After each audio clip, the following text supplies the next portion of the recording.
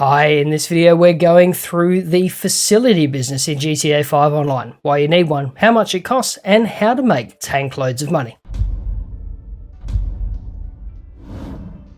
Hi and welcome back, my name's Dan and I'm an old grumpy gamer. Grand Theft Auto is a truly massive game. Between GTA 5 and the constant updates from Rockstar for GTA Online, there's no shortage of new content and interesting things to do. Join me then as we look at every business in GTA 5 Online as we go through the Doomsday updates facility. Before we dive in, if you're new to the channel, we do how-to guides, news and giveaways, so consider subscribing and ring the bell to stay up to date. So first things first, why on earth would you want to buy a facility? Well, there's four main reasons. Access to the Doomsday Heist. Of course, you'll need the facility to unlock the set of heists, which will earn your team around 3,500,000 per round on the harder difficulty. You can unlock the Avenger. This airborne MOC is a fantastic flex, which allows you to transport and modify certain weaponized vehicles. Additional garage space. More car parks never go astray, so this facility allows you to store an additional 7 vehicles plus a bunch of specialist equipment, and of course the Orbital Cannon, possibly the most ridiculous weapon ever conceived in the GTA universe, allowing you to merc any player on the map for the low cost of 750 grand per targeted round. On the money side of the things, the facility business is similar to the high-end apartments. The only way to make real money is the heists, and you can't do them solo. But if you have 3 mates that you kick around with regularly, there's reasonable cash to be made. Don't get me wrong, it's not Kyo money, but it sure beats Fleecer. So with that in mind, playing with 3 experienced friends and after a few rounds of heists to get your head around the preps, the potential earnings are around 200 to 250,000 per hour per crew member, more on special event weeks. Of course, that also really depends on your experience, so yeah, don't quote me. Okay, so let's talk budget. To be able to start the Doomsday heist using the facility, you'll need to be a VIP, motorcycle club president, or a CEO. Honestly though, you don't want to be doing this as a VIP. There are some serious restrictions and it's a pain in the backside. So realistically, the cheapest option here is becoming an MC president. And to do that, you'll first need to have a motorcycle club set up. The cheapest one you can grab is the Great Chaparral Clubhouse at 200 grand. It's a bit out of the way, but if you're on a budget, this is the one to go for. Once you have the clubhouse set up, you'll need an actual facility. Once unlocked, you can purchase these through the Maze Bank Foreclosures website on your phone, and we have 9 to choose from. The Paleto Bay facility in Blaine County for 1,250,000. The Mount Gordo facility, also in Blaine County, for 1,465,000. Lego Zancudo near the Air Force Base for 1,670,000.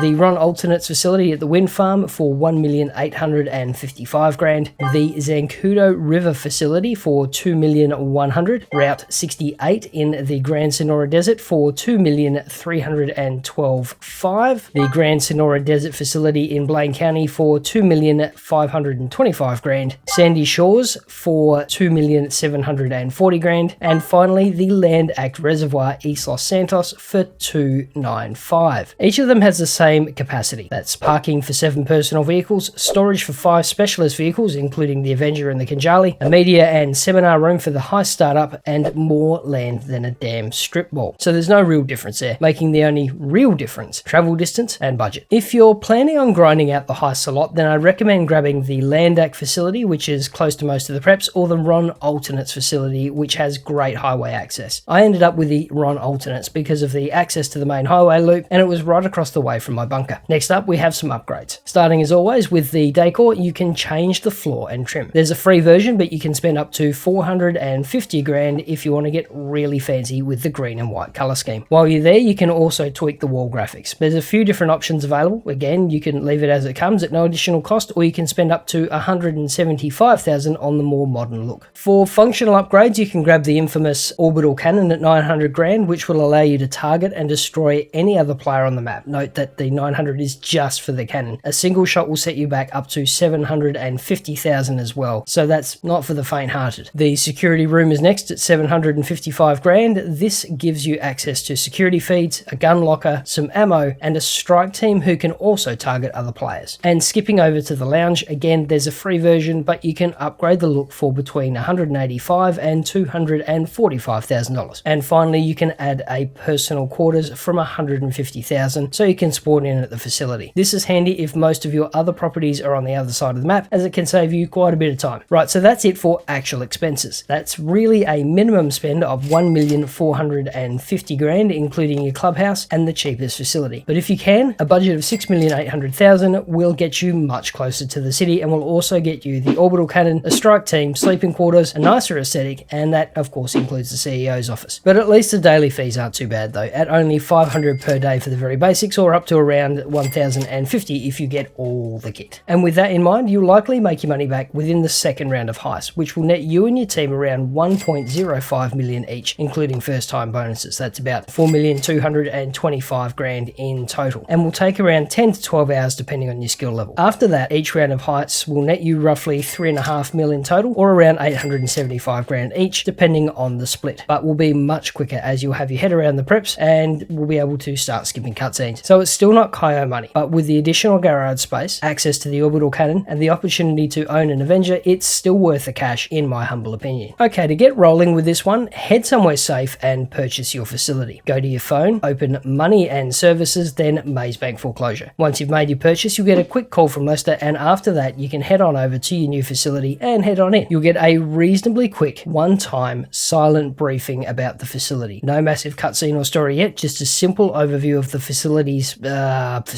so pay attention. Once you're through the intro, feel free to have a wander around. This piece of real estate is vast, but surprisingly, there's not much more here than in the hangar. You've got a mechanics workshop up the back where you can mod your Avenger, thruster, or your weaponized vehicles, and through the main door here on the northwest side, you can access the lounge, sleeping quarters, and heist preps. Also, you can find a minigun in the security office, which you can access and stock with ammo even if you're not a level 120 yet. Okay, so let's take a quick look at the Orbital Cannon first. From the main corridor off the hangar, head up to close to the end and take a left through these slidey doors. Wander over and you'll get a prompt which you can see top left. Press the activate button and you'll go into targeting mode. We have three options here. Surveillance gives you a top-down view of the map in real time. This allows you to monitor anyone or anything on the map. You can't do any damage here, but if you work with a crew over Discord, this is a great way to coordinate free mode events, as it lets you work as Overwatch for a larger crew. Manual mode, which is a single shot for 500,000, allows you to manually target a specific place. This could be a player, or you can center the cannon on a group of players for a shot at killing a bunch of people in one go. Once you pull the trigger on this one, money is immediately deducted from your account regardless of the outcome of the shot. A complete miss will still cost you $500,000, so be sure. And finally, automatic mode, which is a more expensive shot at 750,000, but is a guaranteed kill all your money back. If you're after a particular player, this guarantees you'll hit and destroy them if they're out in the open. At the time of recording, if the cannon misses its mark and fails to kill any player, you get a full refund. This can be great for trolling god mode griefers, as you can keep orbing them and keep getting a refund, and just make sure there's no collateral damage, otherwise you'll do your cash. Next up, if you've gone for the option, the security office and strike force. Again, from the main hallway, head left through these doors and go to the PC. Once that's active, you'll be able to set up a strike team